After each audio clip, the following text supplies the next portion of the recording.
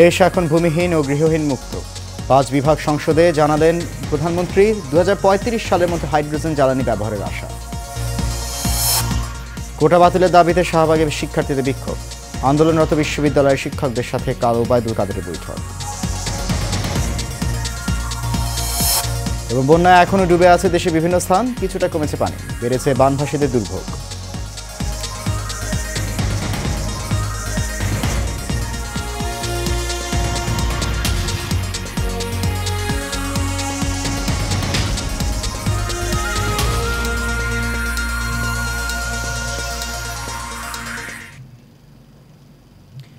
সবাইকে স্বাগত জানাচ্ছি এশিয়ান প্রাইম নিউজে। আপনাদের সাথে আছে আমি সৈয়দ মাহিউজ্জামান মুখর। শুনছিলেন বিআরবি কেবল ইন্ডাস্ট্রিজ লিমিটেড সংবাদ শিরোনাম।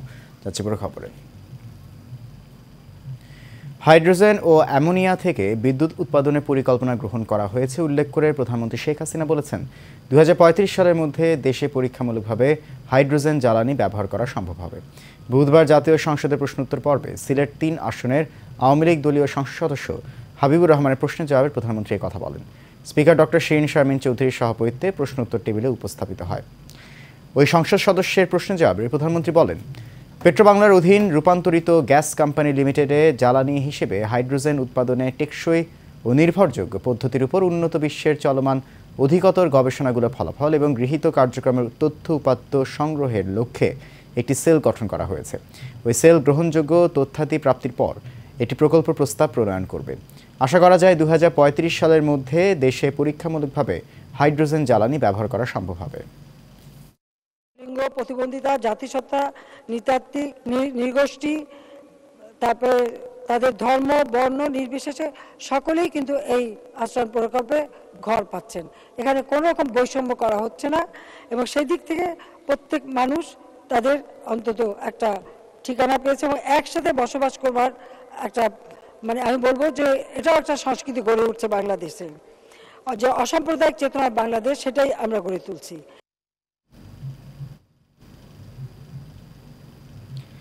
আওয়ামী লীগের সাধারণ সম্পাদক ওবায়দুল কাদের বলেছেন, সরকার বিরোধী সব আন্দোলনে ব্যর্থতার পর এখন কোটা ও শিক্ষক আন্দোলনের উপর ভর করেছে বিএনপি। ঢাকা জেলা আওয়ামী লীগ আয়োজিত আলোচনার সভায় এসব কথা বলেন তিনি। বলেন, বিএনপির রাজনীতি এখন বেপরোয়া গাড়ি চালকের মতো। বিস্তারিত থাকছে নূর মোহাম্মদ ভূঁইয়ার রিপোর্টে। আওয়ামী লীগের প্লাটিনাম জয়ন্তী উপলক্ষে সাভার হেমায়েতপুরে আলোচনা সভার আয়োজন করে ঢাকা জেলা আওয়ামী লীগ। এতে জড়ো হয় হাজারো নেতাকর্মী। সভায় যোগ দিয়ে দলটির শীর্ষ নেতারা বলেন, দেশ যখন এগিয়ে যাচ্ছে তখনই দেশের উন্নয়নকে বাধাগ্রস্ত করতে ষড়যন্ত্র করছে বিএনপি। তারা এখনো ষড়যন্ত্র করতেছে এবং তারা চাচ্ছে যে তারা যেন আবার ক্ষমতায় চলে আসবে এবং আবার তারা যেন পাকিস্তানের সাথে তারা যোগদান করতে চায়। প্রিয় বন্ধুরা আমার, ষড়যন্ত্র কিন্তু থেমে নাই। এই বিএনপি জামাত এটা নির্বাচনকে ভয় পায়, এটা নির্বাচনে বিশ্বাস করে না, এটা সন্ত্রাসী দল।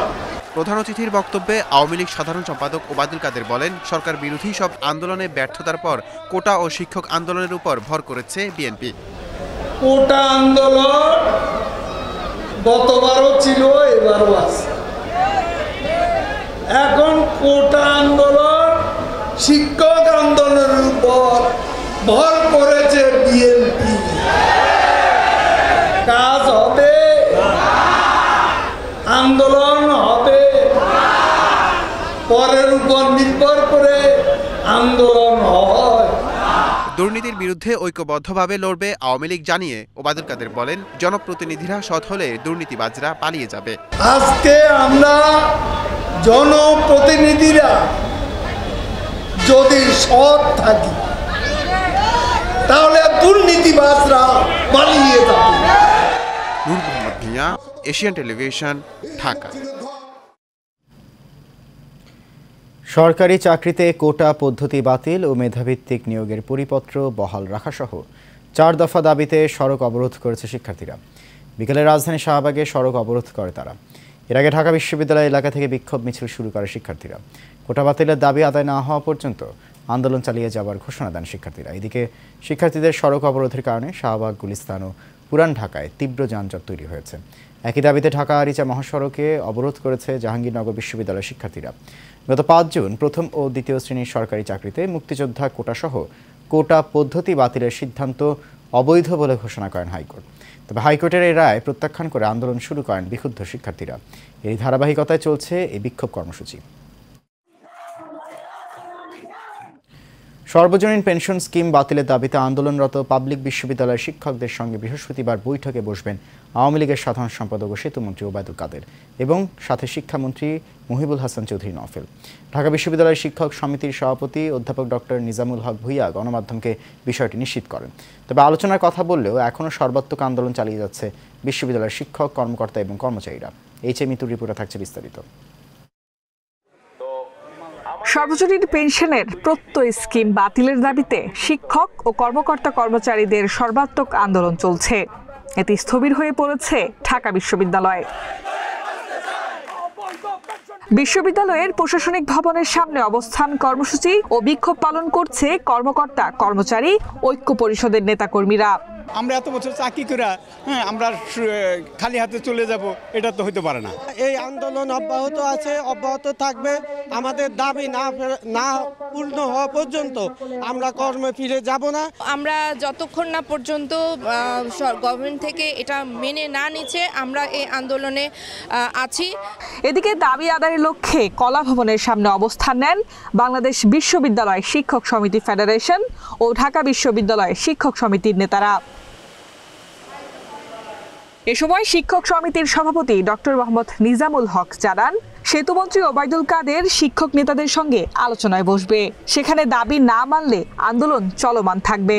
তো আমরা আশাবাদী কাল সকালবেলায় আমরা ওনার সাথে আলোচনা করব, আলোচনায় বসবো এবং আমাদের যে ন্যায্য দাবিগুলো যেগুলো নিয়ে আমরা এতদিন আন্দোলন করে যাচ্ছি, যেমন আমাদের প্রত্যেক স্কিম প্রত্যাহার করতে হবে, স্বতন্ত্র বেতন স্কেল শিক্ষকদেরকে আনতে হবে, আর আমাদের যে সম্মানের জায়গাটা সুপার গেট, সে সুপার গেট দিতে হবে। যদি আমাদের দাবি মানা হয় আমরা কালকেই আন্দোলন প্রত্যাহার করে আমরা আবার ক্লাসে ফেরত।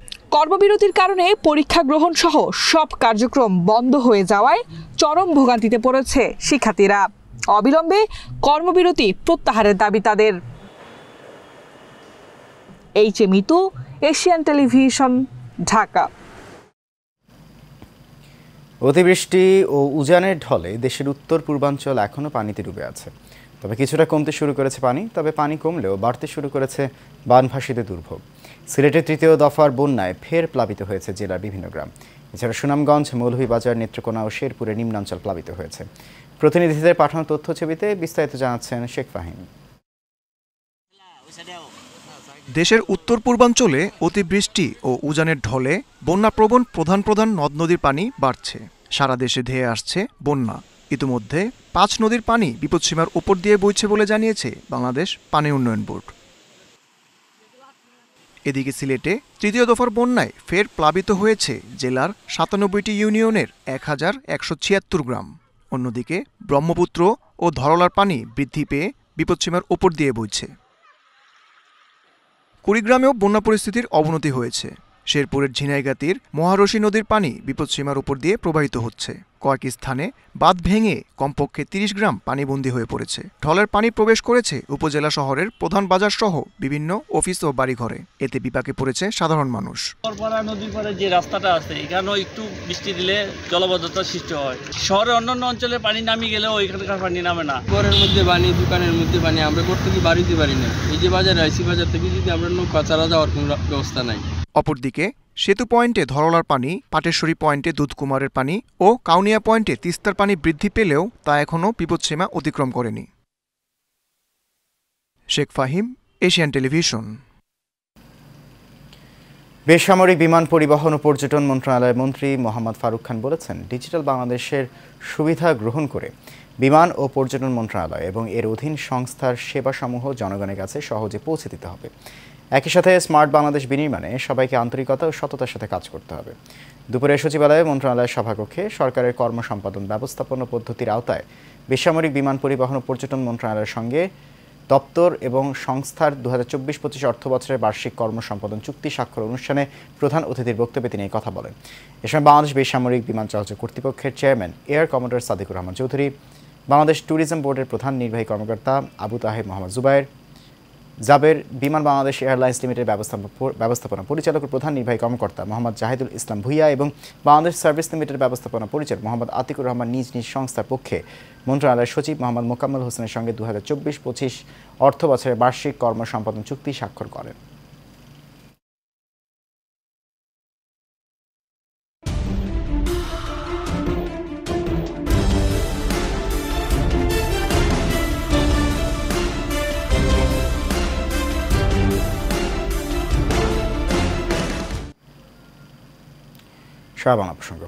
পাবনা শহরে মাদকদ্রব্য নিয়ন্ত্রণ অধিদপ্তরের মাদক বিরোধী অভিযানের সময় হামলার ঘটনা ঘটেছে। এতে পুলিশের 2 সদস্য সহ 6 জন আহত হয়েছেন। এই ঘটনার সঙ্গে সঙ্গে অভিযান চালিয়ে স্থানীয় ওয়ার্ড কাউন্সিলর সহ 3 জনকে আটক করা হয়েছে।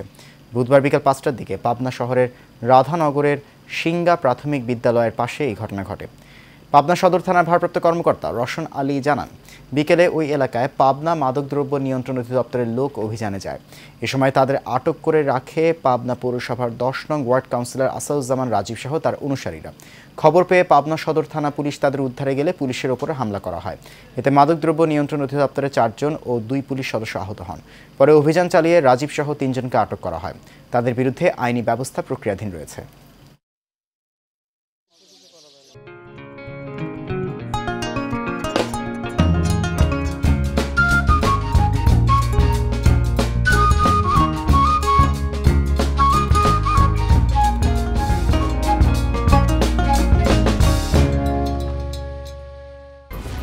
এক্সপার্ট B500 CWR স্বাধীনতার সুবর্ণ জয়ন্তীতে নতুন বাংলাদেশ গড়ার প্রত্যয় HM স্টিল B500 CWR।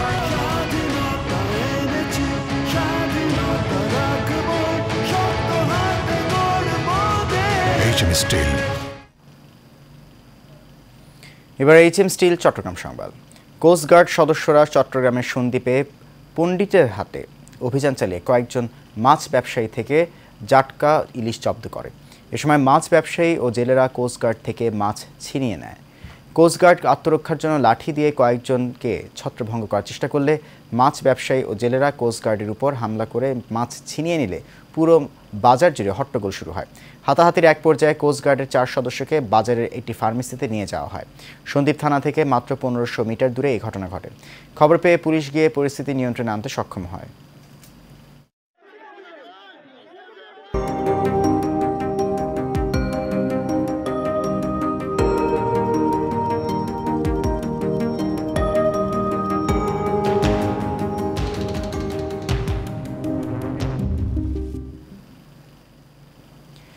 এবার সিওডিল presents health and beauty. Aedes মশা বা ডেঙ্গু রোগের চিকিৎসায় বাংলাদেশ এখন যথেষ্ট দক্ষ। যদিও গেল বছরের এই সময়ের তুলনায় চলতি বছরে ডেঙ্গুতে মৃত্যুর হার এবং হাসপাতালে ভর্তি দ্বিগুণেরও বেশি। চিকিৎসকরা বলছেন চলতি বছর ডেঙ্গুর প্রকোপ আরও ভয়ঙ্কর হতে পারে। বিস্তারিত থাকছে রিপোর্টে। স্বাস্থ্য অধিদপ্তরের তথ্য বিশ্লেষণ করলে দেখা যায় ঢাকা ছাড়াও চট্টগ্রাম, কক্সবাজার, চাঁদপুর, নরসিংদী, গাজীপুর, বরিশাল, বরগুনা ও মাদারীপুরের ডেঙ্গুর প্রকোপ গত বছরের চেয়ে অনেক বেশি। ডেঙ্গু মশার ঘনত্ব, বৃষ্টিপাত, তাপমাত্রা, আর্দ্রতা এবং ডেঙ্গু রোগের ব্যাপকতা এই বিষয়গুলোর তথ্যসমূহ মাঠ পর্যায়ের গবেষণায় উঠে এসেছে।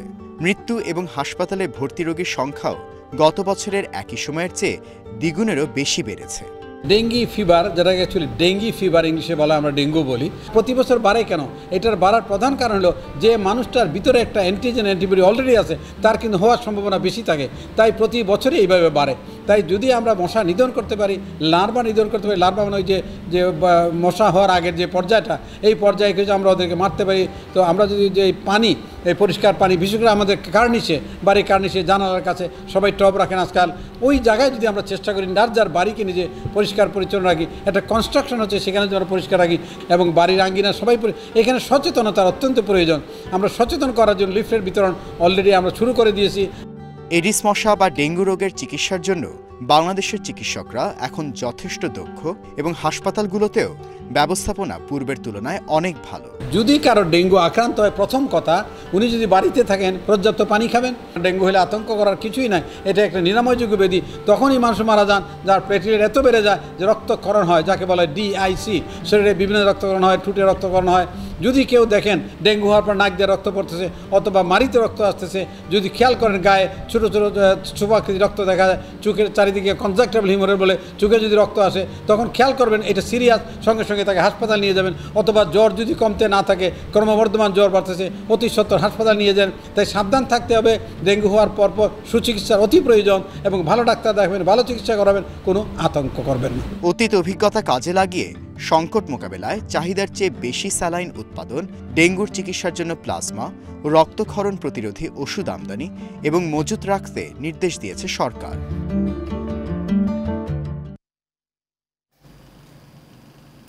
এর সাথে শেষ করবে এশিয়ান প্রাইম নিউজ। তার আগে বিআরবি কেবল ইন্ডাস্ট্রিজ লিমিটেড সংবাদ শিরোনামগুলো জানিয়ে দিচ্ছি আরও একবার।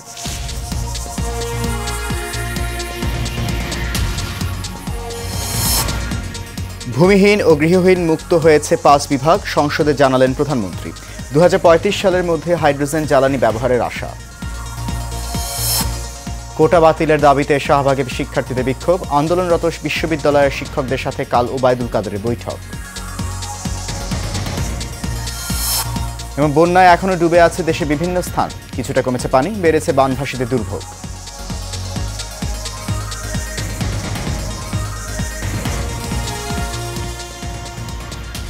এশিয়ান প্রাইম নিউজ এই পর্যন্তই। আমাদের পরবর্তী আয়োজন দেখার আমন্ত্রণ রইল। এতক্ষণ সঙ্গে থাকার জন্য অনেক ধন্যবাদ সবাইকে। শুভরাত্রি।